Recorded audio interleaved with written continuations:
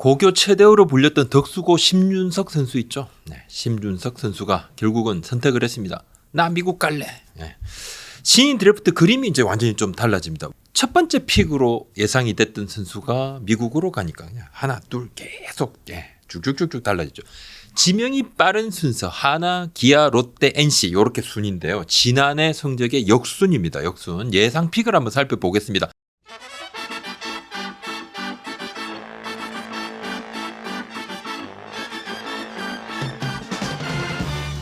마지막 날까지 미국 행과 국내 드래프트 참가를 놓고 고민을 했습니다. 심준석 선수가 16일 밤에 KBO의 드래프트 참가 신청서 마감인데 끝까지 내지 않았어요. 고민 끝에 미국 도전 보라스 코퍼레이션하고 이미 이제 계약을 한 상태죠. 올해 당장은 원하는 액수의 계약금을 지금은 받는 것이 좀 어려워 보입니다. 왜냐하면 메이저리그 구단들의 스카우트 비용이 거의 바닥이 났습니다.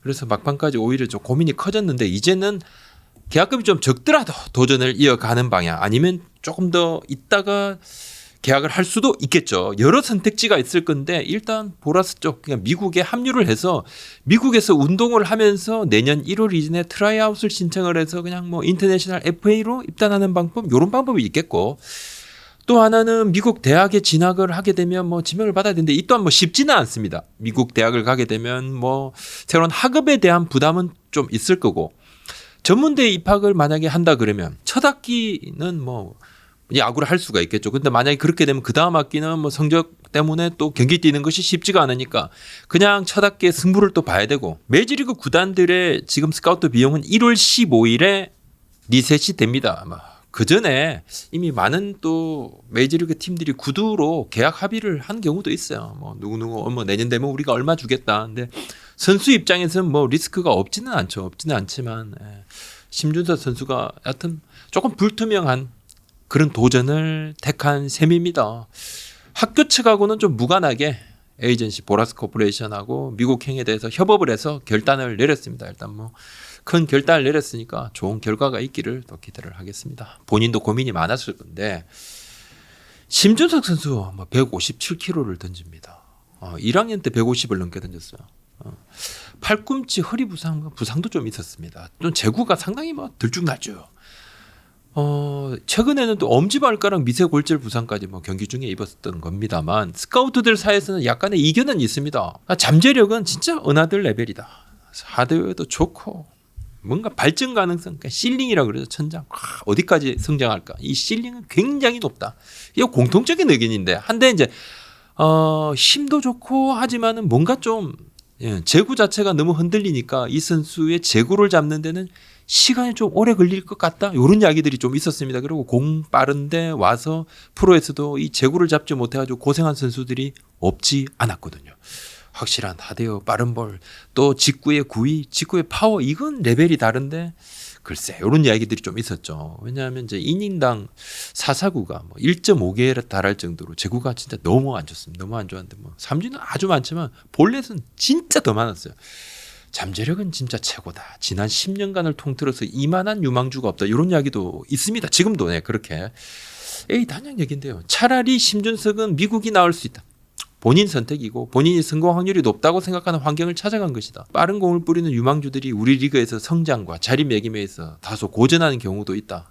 빠른 시일 내에 자리를 잡지 못했다는 거죠.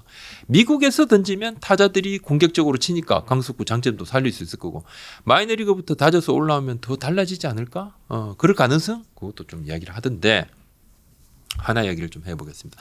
하나는 고민이 많았습니다. 만약에 심준석 선수가 드래프트 참가했다면 제가 그래서 저번 주에 대전 출장을 가서 운영 또 책임자랑 또 스카우트 관계자들하고 좀 이야기를 좀 했습니다. 그래서 심준석, 김서현 둘 중 누구를 선택을 할 건가 고민하는데 의견이 조금 다른데 어떤 쪽으로 이렇게 좀 수렴이 되냐면 심준석 선수가 드래프트 참가를 했다면 결국은 심준석 선수를 뽑았을 거다. 아마도 스카우트 팀에서 여러 번 논의를 했다고 그래요. 제구가 불안하지만 그래도 심준석을 놓칠 수는 없다. 심준석 뽑아야 하는 것이 아닌가 이런 이야기가 많았고 서울고 김서현 선수도 매우 뛰어난 선수입니다. 뭐 강속구를 굉장히 수월하게 던지고 투구폼 자체가 굉장히 역동적이면서 좀 시원시원 수월하다. 멘탈도 좋아요. 근데 하지만 김서현 선수를 픽을 한다는 것은 심준석이라는 정말 역대급의 대형 유망주가 없을 때 이야기고 심준석이 있다 그러면 김준석이다. 심준석 선수는 문동주 선수와 내부적으로 비교를 했을 때도 직구의 힘은 오히려 심준석 선수가 더 낫다는 평가가 많았습니다. 하드웨어가 아무래도 승희 몸에 가깝다 보니까 직구 구위가 묵직하다. 이 스카우트들이 똑같은 이야기를 했어요. 직구 구위가 묵직하다. 문동주 선수는 약간 직구가 조금 끝이 날린다는 그런 이야기들이 조금 있었어요. 프로 들어와서 이제 그런 수정하는 부분들을 많이 좀 하다가 고민을 했죠. 김서현 선수를 이제는 픽을 해야 될 것 같은데 또 픽할 가능성이 매우 높은데 만약에 픽을 한다 그러면 유망주 투수들을 위한 전담 코치를 배정하는 방안도 지금 내부적으로 고민을 하고 있습니다. 문동주, 김서현 이런 선수들은 뭐 향후 10년 미래, 하나의 10년 미래를 내다보고 키워야 되는 선수들이다. 그렇게 이야기합니다. 기아 얘기입니다. 기아는 내심 하나가 심준석 선수나 김세현 선수를 픽을 만약에 하면 물론 이제 그 심준석 선수가 미국 안 가면요. 심준석, 김세현 픽을 하면 나머지 한 명을 그냥 편안하게 딱 데려오겠다. 이렇게 생각을 하고 있었습니다. 지난해 김도영 또 문동주 선수 놓고 고민했잖아요. 그래서 김도영 선수 딱 픽을 하니까 하나가 그럼 우리 문동주 이렇게 데려갔었는데 이번에는 이제 기아가 하나의 픽을 보고 한 명 데려올 거다 이렇게 했는데 심준석 선수가 나 미국 가겠다. 그러니까 김서현 선수는 하나 쪽으로. 그럼 누구? 제3의 뭐 빅3 정도? 빅4하면 뭐 빅3 윤영철 선수, 충암고 그리고 빅4 고려대 김윤석 선수까지 투수에서만은 좀 그랬는데 충암고 윤영철 선수를 택할 가능성이 상대적으로 조금 높습니다. 다음에 이제 양현종, 이효리, 최지민 선수의 상무에서 복귀할 김기훈 선수까지 기아는 자반 선발이 꽤 많습니다. 선발 또 자원도 꽤 있습니다. 가장 좋은 선수라면 우한 자완 그렇게 뭐 크게 따지는 건 의미가 없고 또 외국인 투수는 또 언제든지 또 자완보다 우한이 더 많으니까. 하지만 이제 윤여철 선수의 장점이 좀 확실하다고 보는 거죠. 지금 그렇습니다. 이의리 선수처럼 입단 후에 구속이 더 오를 여지도 있고. 그리고 또 하나 공 빠른 것을 두고 뭐 다 재능이다 이야기인데 제구도 재능으로 볼 수 있는가? 제구도 재능으로 볼 수 있다는 거죠. 안정된 제구를 가진 선수가 제구를 갈고 닦는 연습을 더 많이 하면 제구가 어떻게 된다? 더 진짜 제구가 그냥 장점이 극대화될 수 있다. 그런 이야기도 있습니다. 만약에 윤영철 선수가 아니면 체구가 조금 좀 아주 크진 않지만 시속 150km를 넘게 뿌리는 좀 최근에 이제 구속이 많이 올라온 경남고의 신영우 선수도 눈여겨볼 유망주고 이 신영우 선수 여러 팀에서도 보고 있습니다. 여기에 만약에 야수 쪽으로 눈을 돌리면 힘은고 김민석, 경남고 포수 김범석 이렇게 풀이 좀 넓어지겠죠. 근데 타구단 여러 관계자들 얘기를 좀 들어보면요, 뭐 기아가 고민은 하겠지만 결국은 윤현철 선수 쪽으로 좀 가지 않을까? 그렇게 좀 보고 있는데 기아는 막판까지도 고민을 하겠다 그런 입장입니다. 롯데 얘기입니다. 롯데는 드래프트 세 번째 픽입니다. 원래는 심준석, 김서현 선수 상위 픽 원투펀치가 결정이 딱 되면 하나 기아 딱 하면 윤영철 선수를 픽을 할 생각을 하고 있었습니다. 윤영철로 갈 거다. 근데 결정이 꼬였어요. 그래서 다른 선수를 보니까 포수 김범석 선수는 방망이가 좋은 포수다. 근데 다들 뭐 방망이 좋다 이렇게 해서 데려왔는데 지금 포수 자원이 꽤 있습니다. 손승배 선수도 이제 조금 있으면 또 군에서 제대로 또 할 건데 군에서 잘하고 있어요. 잘하고 있는데 방망이가 다 좋다 그랬는데 뭐 참 롯데의 이 포수 고민은 하루아침에 참 사라지지 않고 그래서 돌다리 또 두들겨 보고 건너라. 그래서 여러 번 지금 체크를 하고 있습니다. 그리고 김민석 선수, 내야수 김민석 선수도 내부 평가는 좋다 그래요. 완성형 내야수라는 이야기도 있고 또 빠른 공을 뿌리는 신영우 선수한테도 좀 눈길이 좀 가고 그러니까 롯데가 다각적으로 검토하고 결정 전날까지 고민할 거다.